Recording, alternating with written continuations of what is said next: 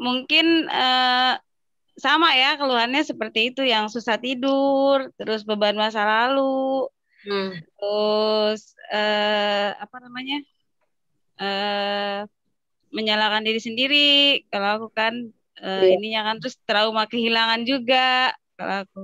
Jadi aku ngikutin waktu itu, aku grup WA ya dok, kalau saat angkatan pertama ya kalau nggak salah itu. Jadi memang awalnya benar masih sempat nyolong-nyolong juga, nggak bisa tidur tuh pakai Alprazolam, obat racikan gitu kan. Tambah lagi lah ketakutan, sementara aku udah hampir seluruh, nggak seluruh sih, maksudnya rumah sakit di Jakarta tuh aku kunjungin gitu. Sebenarnya sakit apa sih gitu kan. Kalau penyakit dalam dibilang lambung, nanti ke jantung dibilang wah kena serangan jantung ringan nih, tambah panik pula kan kita. eh, nggak bisa tidur, mikir yang aneh-aneh, pikiran kan, wah mati ini besok, mati ini besok. Sementara eh, anak-anak masih kecil, terus Iya, benar-benar Kak. eh, nggak punya pekerjaan tetap, terus Hmm. eh, mungkin klise ya, dibilang nggak punya warisan gitu kan, kalau gue mati anak-anak gimana nih gitu kan.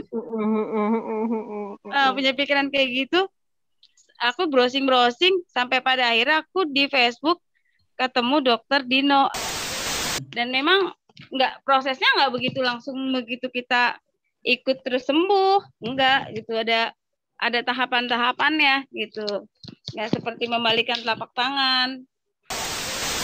Terus aku ke psikiater tuh sempat tiga psikiater sampai akhirnya aku nemuin dokter Dino. Stop psikiater 10 tahun aku nggak pernah lepas dari obat penenang, kemana-mana selalu pegang tas ajaib, pegang tisu, termos air panas. Pokoknya kalau mau kerja bekalnya banyak, pokoknya dulu tuh. Terus lama-lama aku ikut grup WA, terus eh apa namanya, Kita benar-benar dulu lah, belum ada Zoom ya. belum ada dok, kita baru WA aja. Kita cuma Dan WA aja. WA pun nggak ada video call dok, cuman sebatas ini doang, voice note doang, voice note gitu doang.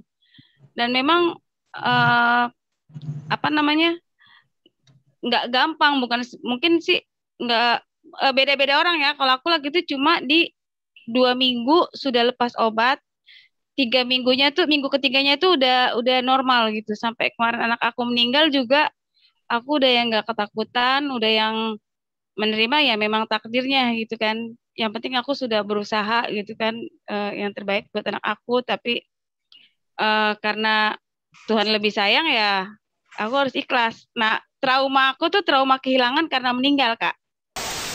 Ya Everything biasa. is okay gitu, udah biasa kak. Memang ya itu seperti prosesnya itu, kalau kita nggak continue, memang kalau nggak kita dari hati, nggak yakin, berat gitu loh.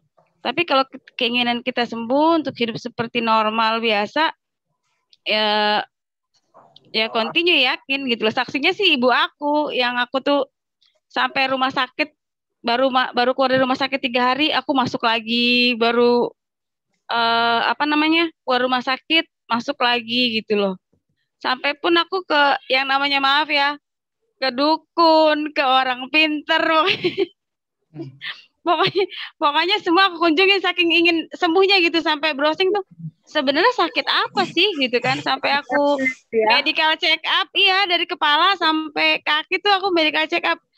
eh Apa namanya, sempat di apa dok yang masukin kamera itu, lupa, Endoskopi.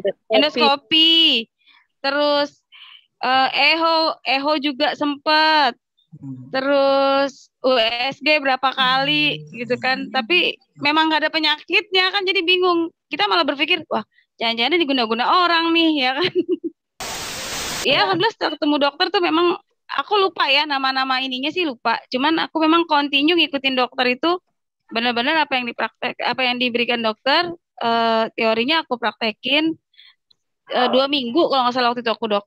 2 minggu aku maksudnya lepas dari obat ya, 2 minggu. Ya, kalau suamiku sampai bilang gini, apalagi keluhanmu banyak kan keluhan. Aku tuh kalau masuk UGD kak, dokter itu sampai kenal. Masuk UGD tuh gini, ibu kenapa lagi? Iya, itulah. Sampai gitulah suamiku. Ya Tuhan, aku nggak pengennya aku kayak gini. Kenapa? Sakit apa ini? Kenapa? Iya. Aku tuh sampai bercerai Kak gara-gara sakit ini tau. Kadang-kadang kalau udah lama nggak kena engsi aku suka gini. Tumben lo nggak pernah datang gitu kan. Jadi nantang Kadang ya. memang iya, kadang memang begitu gitu loh. Tumben lo nggak pernah datang misalnya gitu. Kalau dulu kan kita hampir berapa jam sekali itu datang. Perasaan nggak nyaman, nafas nggak enak, Bener Kak, setuju. sesak gitu kan. Kalau sekarang Kayaknya kan aku lemes, badan lemes. keringet dingin dari yang pertama keluar tuh di kaki keringet dingin ya kan. Aku tuh dulu jam 12 Kak, mungkin dokter jam 12, jam 1 itu aku telepon dokter kalau lagi serangan panik. Mau jam 1 malam, mau jam 12 malam aku bilang, "Dok, bisa diganggu nggak Dok? Aku lagi engsi gitu." Aku telepon gitu loh. Jam 12, jam 1 ke dokter. Iya iya kata dokter, "Tar dulu ya, saya lagi nindurin anak saya." Karena dokter lagi gitu, sabar ya Ti. Kadang. Bahagia emosi positif atau negatif? Positif. Sama? Kak Nita, Kak Juita? Bahagia positif, Dok. Oke, Kak Juita?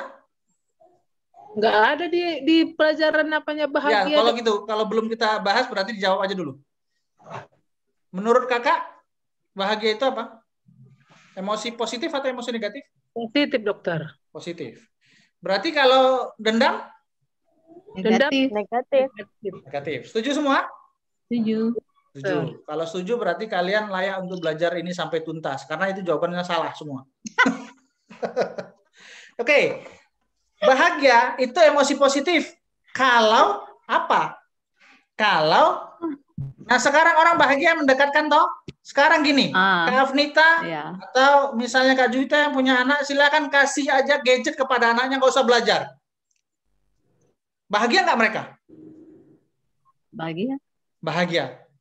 Positif kah itu untuk mereka? Negatif. Tadi katanya bahagia positif. Kasih narkoba, kasih mereka sabu gitu, nggak usah kerja. Senanglah dia, fly lah dia. Emosi positif itu? Negatif. Tadi katanya positif. Tergantung, Dok. Nah, itu dia. Jadi emosi positif sama negatif itu tergantung dari penggunaannya, bukan dari emosinya. Karena suamiku sering bilang itu sama aku. Apa? Percuma kok dokter katanya. Bukan. Dan ada hubungan di pendidikan tuh emosi. Nih, aku agak